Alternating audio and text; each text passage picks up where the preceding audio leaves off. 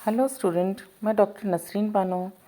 आज हम second paper का थर्ड यूनिट बैक्टीरिया के बारे में पढ़ेंगे। तो सबसे पहले हम इसका हिस्ट्री देखेंगे थोड़ी सी।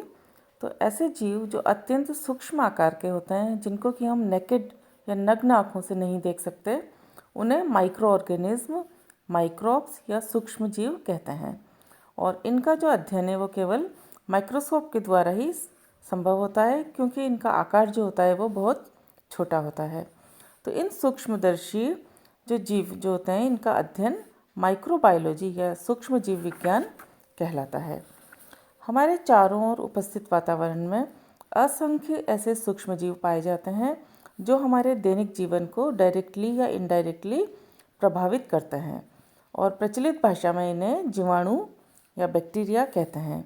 यह अत्यंत सूक्ष्म, यूनिसेलुलर या एक कोशिका से बने हुए जीव होते हैं, जिन्हें केवल कंपाउंड माइक्रोस्कोप के द्वारा ही देखा जा सकता है। इन बैक्टीरिया की खोज 3 शताब्दी पहले हॉलैंड के वैज्ञानिक एंटोन वॉन ल्यूवेनहॉक ने की थी।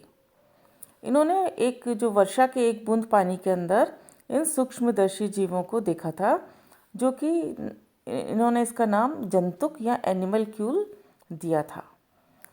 बाद में इन्होंने ये जो दांतों का मेल होता है उसके अंदर भी इसको स्टडी किया था।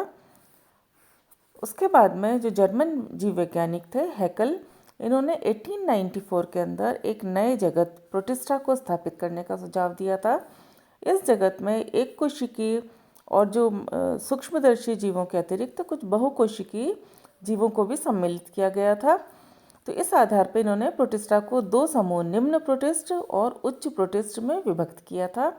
तो निम्न प्रोटिस्ट में प्रोकैरियोटिक जो सेल ऑर्गेनाइजेशन वाले जीव थे, जैसे जीवाणु और नीलहरित शैवाल, इन्हें रखा गया था। जीवाणु को सबसे पहले बैक्टीरिया नाम जो था वो एरेनबर्ग ने 1829 में दिया था। इसकी उत्पत्ति और प्रकृति के बारे में उन्होंने का ज्ञान जो था वो लुईस पास्चर ने अपना जो किण्विन सिद्धांत या पास्चराइजेशन जो दिया था उसमें बताया था। और उसमें उन्होंने ये बताया था कि जीवाणुओं की उत्पत्ति स्वतः नहीं होती है, और इन्होंने हाइड्रोफोबिया, निमोनिया के इन्फेक्शन के बारे में बताया था, जो कि बैक्टीरिया के कारण से होता है। कुछ टाइम पश्चात रॉबर्ट कोच ने प्रमाणित किया था कि पशुओं में एंथ्रेक्स और जो मनुष्यों में ट्यूबरकुलोसिस या कॉलेरा बीमारियां जो होती हैं वो भी जीवाणुओं के कारण ही होती हैं। और इन्होंने रोगाणुओं की उत्पत्ति के लिए कोच पोस्टुलेट्स दिए थे, और इस जो योगदान के लिए उन्हें 1905 में नोबेल प्राइज़ से भी सम्मानित किया था।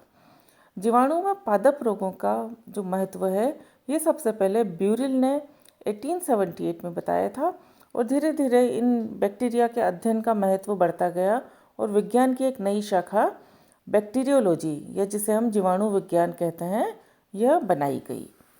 तो बैक्टीरिया का अगर हम इंट्रोडक्शन देखें तो यह यूनिसेलुलर यानी एक कोशिका से मिलकर बना होता है, फ्री लिविंग होता है, माइक्रोस्कोपिक है, जिन्हें कि हम नेकेड आई से नहीं देख सकते हैं, and capable of performing the essential all functions of life. ये अपनी एक सेल में ही सारे जो एसेंशियल फंक्शन होते हैं लाइफ के वो परफॉर्म करता है। इनके अंदर डीऑक्सीराइबोज न्यूक्लिक एसिड डीएनए और राइबो न्यूक्लिक एसिड आरएनए पाया जाता है। बैक्टीरिया जो होते हैं ये प्रोकैरियोटिक माइक्रो ऑर्गेनिज्म हैं जो क्लोरोफिल भी नहीं रखते हैं। ये पानी, सॉइल, एयर, फूड और सभी नेचुरल एनवायरनमेंट में पाए जाते हैं। यह एक्सट्रीम टेम्परेचर, जो कि बहुत high temperature, pH, oxygen and atmospheric pressure में भी मिलते हैं।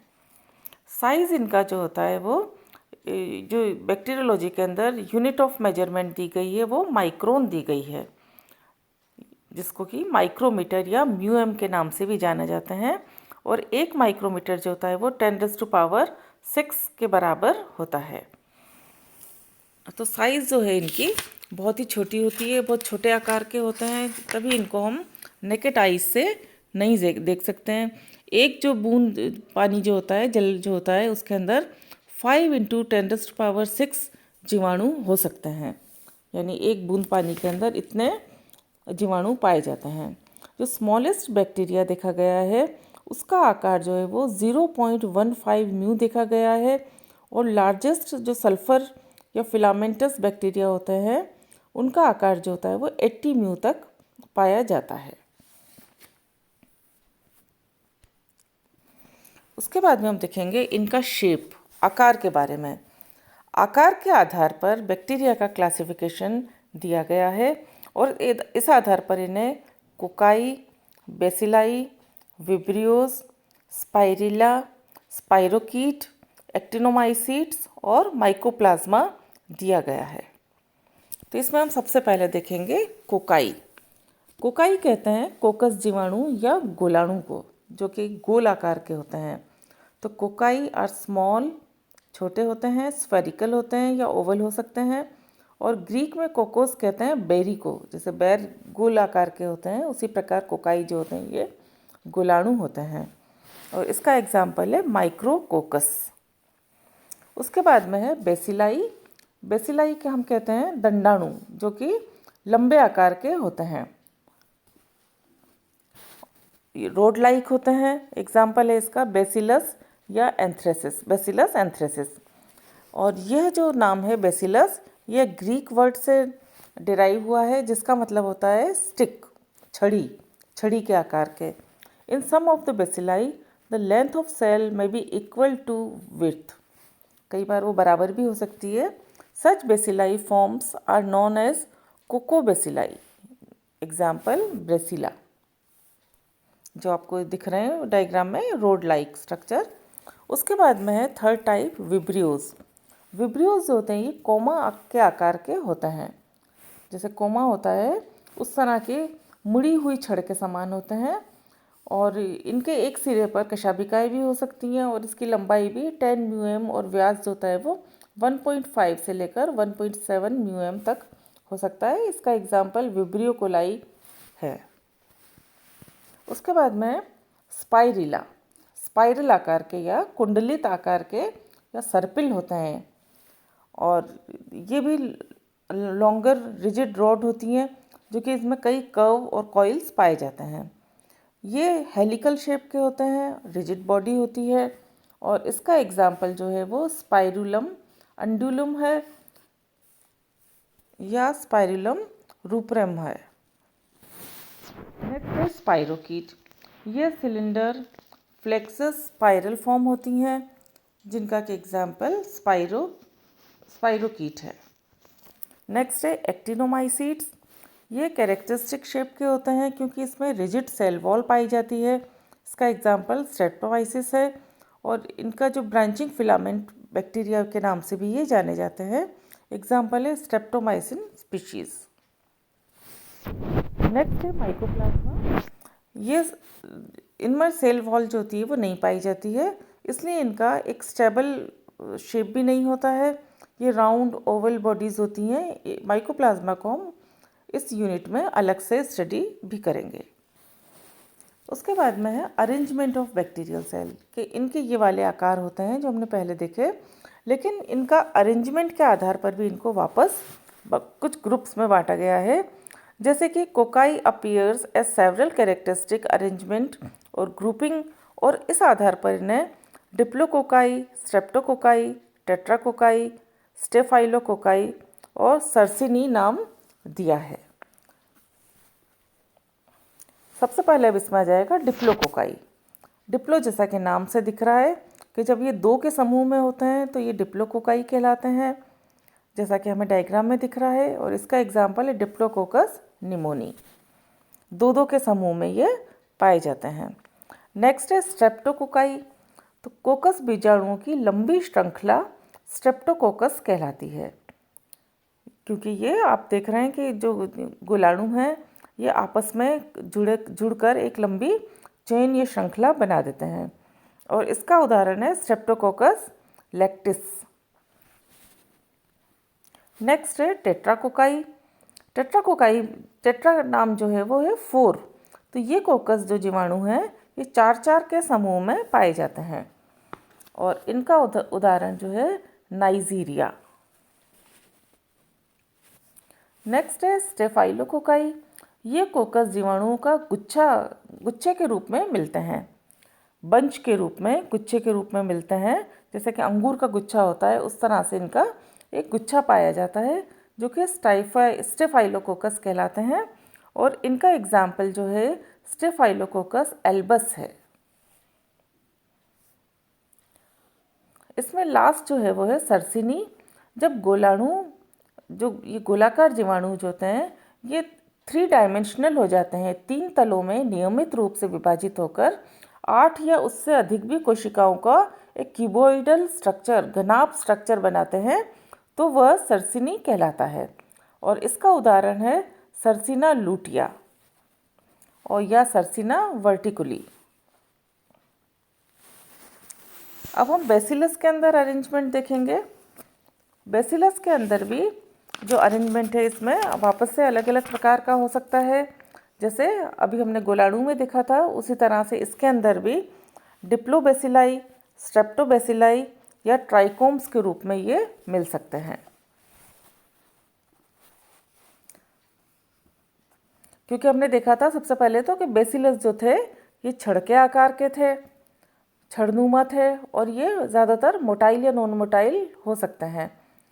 तो इनका जो सेल टाइप्स है वो भी इसी तरह से, जैसे लैक्टोबैसिलस में पाया जाता है ये, डिप्लोबैसिलस जिसमें कि 2 के समूह में होंगे, स्ट्रेप्टोबैसिलस जो कि श्रृंखला के रूप में होंगे। इस तरह से इनका विभाजन किया गया है। उसके बाद हम देखेंगे सेल टाइप्स। जो बैक्टीरिया में पाई जाने वाली सेल है वो किस टाइप की है, इसको हम स्टडी करेंगे। तो based on the organization of their cellular structure, all living cells can be divided into 2 groups, eukaryotic and prokaryotic. आप जानते हो कि जो सभी लिविंग बींग्स हैं, जो सभी लिविंग सेल्स हैं, इनको 2 ग्रुप में डिवाइड किया गया है, यूकैरियोटिक और प्रोकैरियोटिक। यूकैरियोटिक सेल टाइप्स जो होते हैं जिसके के अंदर सारे एनिमल्स, प्लांट्स, फंजाई और प्रोटोजोअन्स का रखा गया है, और प्रोकैरियोटिक सेल के अंदर बैक्टीरिया और साइनोबैक्टीरिया या जिसको हम ब्लू ग्रीन एल्गी के नाम से जानते हैं उन्हें रखा गया है। इनको आप डायग्राम के अंदर देखेंगे, दोनों में जो डिफरेंस है, प्रोकैरियोटिक ऑर्गेनिज्म है वो बहुत छोटे आकार के होते हैं यूकैरियोटिक ऑर्गेनिज्म के कंपैरिजन में। उसके अलावा इसमें जो मेन डिफरेंस होता है कि प्रोकैरियोटिक ऑर्गेनिज्म के अंदर ट्रू न्यूक्लियस और साथ में मेम्ब्रेन बाउंड जो सेल ऑर्गेनेलीज हैं वो अनुपस्थित होती हैं। यह भी सेल वॉल से कवर्ड रहता है, सेल मेम्ब्रेन भी पाई जाती है इसके अंदर, और अंदर जो है ट्रू न्यूक्लियस नहीं होकर केवल क्रोमोसोम्स पाए जाते हैं। क्रोमोसोम्स में भी हम डिफरेंस देखेंगे यूकैरियोटिक सेल के मुकाबले। उसके अलावा यूकैरियोटिक सेल के अंदर साथ में न्यूक्लियस, ट्रू न्यूक्लियस प्रेजेंट होगा जो कि न्यूक्लियर मेम्ब्रेन, न्यूक्लियोलस रखेगा, और उसके अंदर क्रोमोसोम्स पाए जाएंगे। उसके अतिरिक्त इनके अंदर माइटोकॉन्ड्रिया, क्लोरोप्लास्ट और लाइसोसोम्स, गोल्गी बॉडीज़, जो भी मेम्ब्रेन कवर्ड बॉडीज़ हैं सभी पाई जाती हैं। तो अब हम देखेंगे इसमें प्रोकैरियोटिक सेल्स। प्रोकैरियोटिक जो मॉलिक्यूल्स हैं, prokaryotes are molecules surrounded by a membrane and cell wall. Cell wall और सेल मेम्ब्रेन से सराउंडेड रहते हैं, लेकिन इनके अंदर ट्रू न्यूक्लियस नहीं होता है and don't have membrane bound organelles like mitochondria etcetera. Large surface to volume ratio होता है इनका। Nutrients can easily and rapidly reach any part of the cell interior. तो ये इनका डायग्राम है प्रोकैरियोटिक ऑर्गेनिज्म का, जिसके के अंदर हम देखेंगे कि यूनिसेलुलर ऑर्गेनिज्म है जिसमें कि सेल वॉल और सेल मेम्ब्रेन प्रेजेंट है, लेकिन उसके बाहर हमें एक फिल्म लेयर कैप्सूल की भी दिखाई देगी, जिनको हम नेक्स्ट लेक्चर के अंदर डिटेल में स्टडी करेंगे। इन पर फ्लैजिला पाए जाते हैं, ये लोकोमोटरी रहते हैं, इन पर फ्लैजिला पाया जाता है। क्रोमोसोम जो होते हैं वो न्यूक्लियर एरिया में पाए जाते हैं, जिसमें कि डीएनए या आरएनए भी प्रेजेंट होता है। एक्स्ट्रा क्रोमोसोमल मटेरियल जो होता है वो इसका प्लाज्मिड होता है। इनके अंदर राइबोसोम्स पाए जाते हैं और साइटोप्लाज्म मिलता है। तो इनका डिटेल स्ट्रक्चर हम नेक्स्ट टॉपिक में करेंगे। आज हम केवल इतना ही देखेंगे। Thank you.